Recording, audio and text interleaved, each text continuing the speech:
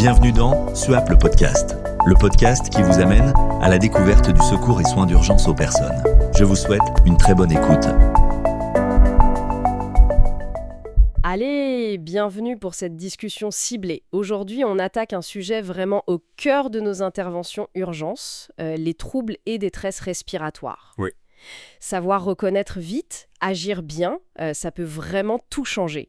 On va regarder ensemble les points essentiels des sections 5.1, 5.2 et 5.3 du référentiel prompt secours. L'idée, c'est d'être au taquet face à ces urgences vitales. Exactement. Comprendre la détresse respi, c'est comprendre une menace directe pour les fonctions vitales. On va voir les signes généraux qui doivent nous alerter tout de suite. Et puis on va se concentrer sur deux scénarios critiques. L'obstruction des voies aériennes et puis l'arrêt respiratoire isolé. Le but, maîtriser la conduite à tenir pour chaque situation, quoi. Parfait. Alors, commençons par le commencement. Comment on repère une détresse respiratoire ? C'est quoi les signaux d'alarme qu'on doit chercher systématiquement ? Alors, faut être attentif à plusieurs éléments. D'abord, ce que la victime dit si elle arrive à parler, bien sûr. J'étouffe, j'ai du mal à respirer. Ensuite, les signes qu'on voit et qu'on entend. Une respiration trop rapide, la polypnée, ou au contraire vraiment trop lente, la bradypnée. Un truc facile à voir. Est-ce qu'elle peut parler, dire une phrase complète ou compter? Sinon, c'est un signe.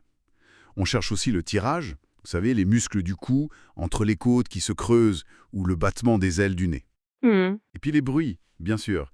Est-ce que ça siffle? Est-ce que ça gargouille? L'aspect de la peau aussi, c'est crucial. La cyanose, cette couleur bleutée ou des sueurs importantes. Et enfin, l'impact sur le reste.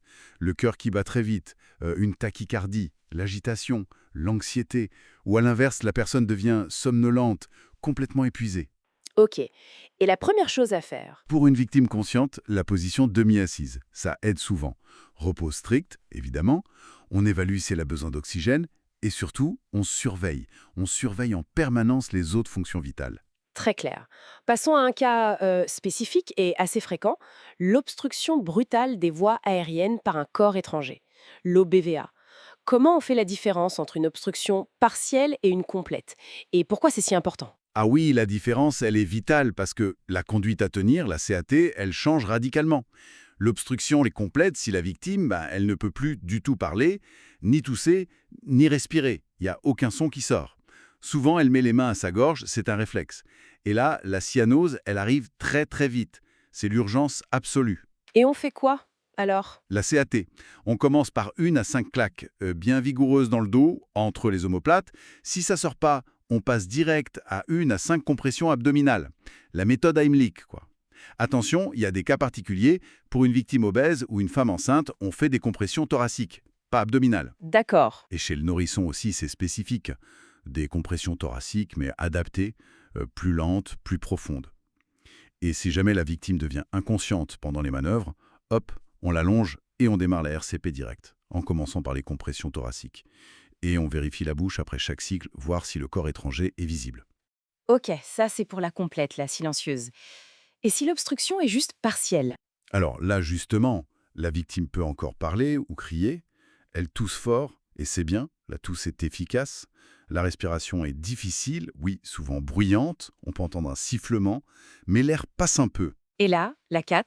Surtout ne pas faire les manœuvres de désobstruction, ni claque, ni Heimlich. Ça pourrait transformer l'obstruction partielle en complète. Ah oui, d'accord. Donc on installe la victime comme elle se sent le mieux, souvent assise, penchée en avant. On l'encourage à continuer de tousser. On peut donner de l'oxygène si besoin. On alerte la régulation médicale et on la surveille, mais alors là, très attentivement. Parce que ça peut s'aggraver. Exactement, ça peut devenir complet à tout moment. Donc surveillance plus et transport systématique à l'hôpital. Parfaitement clair sur l'obstruction. Abordons maintenant l'arrêt respiratoire isolé. C'est quand la victime ne respire plus, mais son cœur, lui, bat encore. Comment on le reconnaît et qu'est-ce qu'on fait? C'est une situation moins fréquente, c'est vrai, mais tout aussi critique. Les signes clés, lors du bilan primaire, la victime est inconsciente, on ne voit aucun mouvement respiratoire normal, ou alors juste des gaspes, ces espèces de hoquets respiratoires qui sont totalement inefficaces. Mais, et c'est là toute la différence, quand on prend le pouls carotidien, il est présent, le cœur bat. Ok.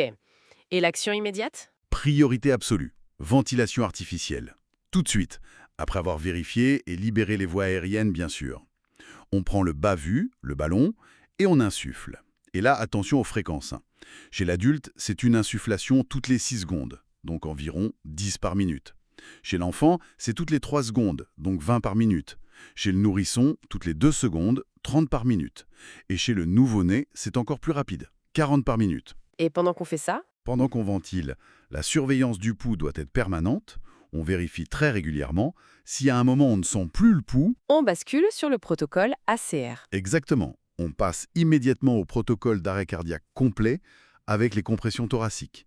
Cette distinction rapide entre arrêt respi seul et arrêt cardio-respiratoire, elle est fondamentale pour la prise en charge. Bon, cette analyse, ça souligne vraiment l'importance cruciale de l'évaluation précise et de la rapidité d'action face aux détresses respiratoires. Chaque seconde compte, c'est clair, et maîtriser ces gestes, ça sauve des vies. Absolument, c'est la base de notre métier, en quelque sorte. Et pour prolonger un peu la réflexion, le document de référence mentionne que des atteintes des commandes nerveuses peuvent causer une détresse respiratoire. Et il parle de signes comme l'agitation ou la somnolence. Ça ouvre une question, peut-être à méditer sur le terrain. Est-ce qu'il y aurait d'autres signes neurologiques, même subtils, qui pourraient nous alerter très tôt d'une défaillance respiratoire qui s'installe, avant même que les signes classiques, la cyanose, le tirage, soient flagrants, peut-être encore mieux. De quoi affûter notre regard. Merci de votre attention et de votre fidélité à SUAP le podcast. À très bientôt pour un nouvel épisode à la découverte du secours et soins d'urgence aux personnes.